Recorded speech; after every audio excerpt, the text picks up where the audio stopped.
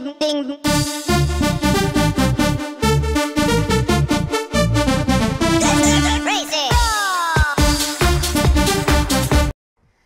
بين سبورتس أن الدولي الجزائري رياض محرز نجم ليستر سيتي وقع عقدا مع ليفربول مدته 4 مواسم ونصف.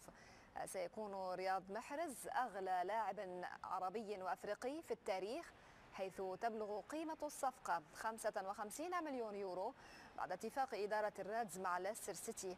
ومن المتوقع أن يخضع الدولي الجزائري للفحص الطبي هذا الأحد قبل الانضمام إلى ليفربول ليعوض بذلك رحيل النجم البرازيلي فيليبي كوتينيو إلى برشلونة.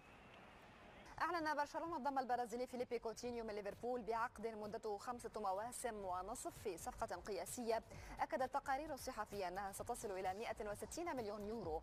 النادي الكتالوني ذكر في بيان رسمي أنه توصل إلى اتفاق مع ليفربول لانتقال اللاعب، مشيرا إلى أن العقد يتضمن شرطا جزائيا لفسخه قيمته 400 مليون يورو.